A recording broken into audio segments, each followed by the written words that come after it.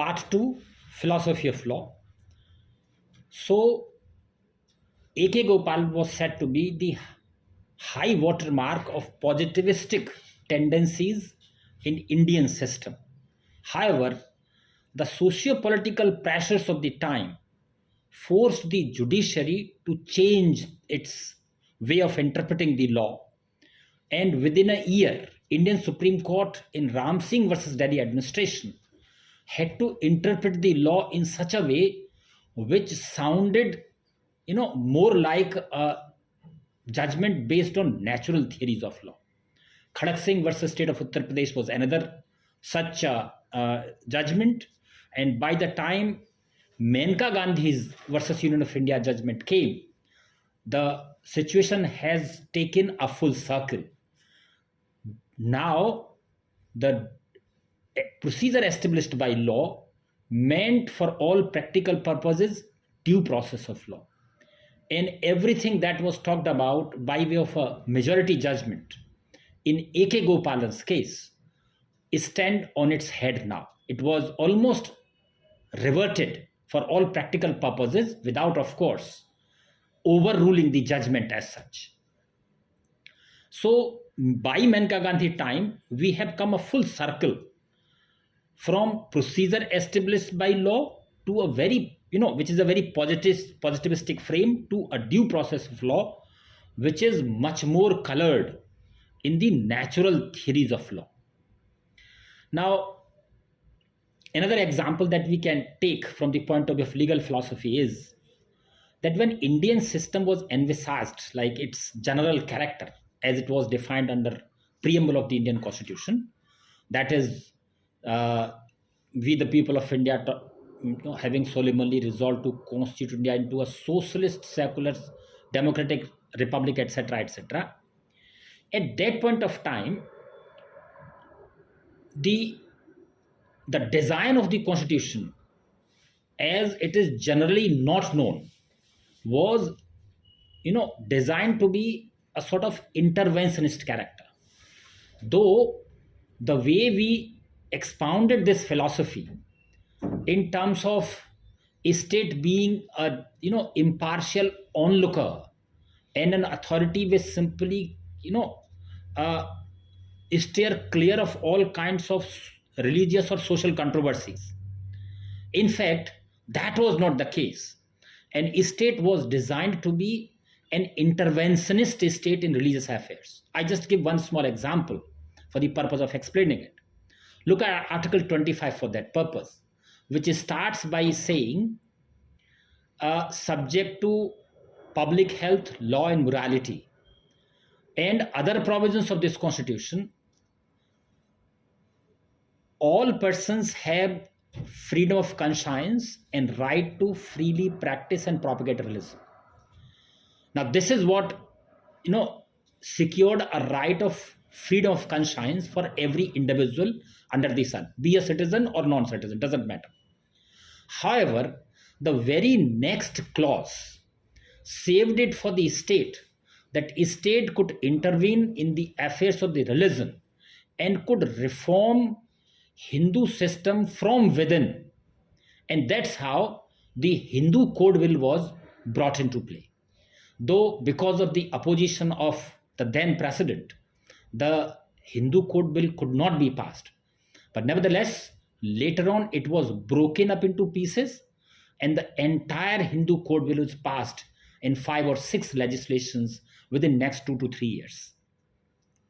The point that I'm trying to make is that the whole discourse that was sought to be built up at that point of time, that a state is a state which is secular in character, to my understanding, has no meaning in Indian context, because the state was designed to be interventionist in character. Legal philosophy in such a situation can help us in appreciating the immediate responses of the system to the general assumptions of the practitioners of the law and politics, which lead to creation of norms in a given socio-political context.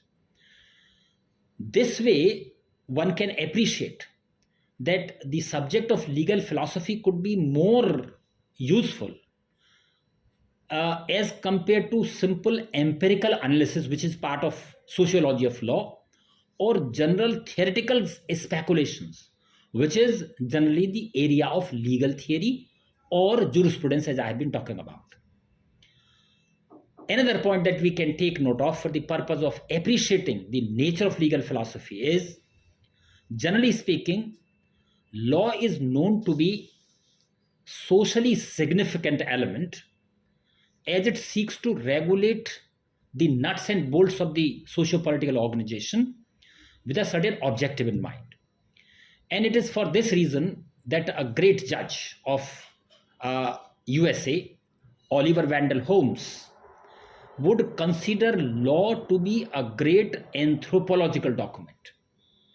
However, its manipulative capacities are severely limited. And the interesting thing is that if we ignore this, the unintended consequences would be the outcome, or the designed intended outcomes would not be there. Legal philosophy this way can help us in better appreciating the evolutionary trajectory of the social organism, because it addresses those specific social situations without involving itself in mere theoretical speculations or empirical analysis of the legal propositions. That way it can enable us or equip us with better tools of policy perspectives and can help us in designing better legal propositions and so on. As to the question as to where do we teach it, LLM 2-year courses are not very popular these days, and they are taught in some of the central universities like Delhi, Allahabad, Banaras University, etc.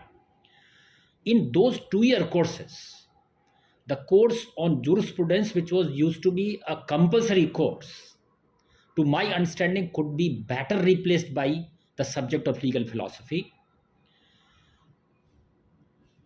Now, in the current context where we have 1-year law courses, where jurisprudence or legal philosophy or legal theory kind of subjects do not find enough of space, my understanding is that it can better be initiated at the level of PhD coursework, where students can be made to appreciate the general implications of subject of legal philosophy so as to better equip them in their research endeavors. As to the literature on the subject, I have few readings in my mind. D'Souza Santos's work Towards a New Common Sense in Law and Philosophy is one book. It's a Rutila's publication, and we do not find this very generally in Indian market.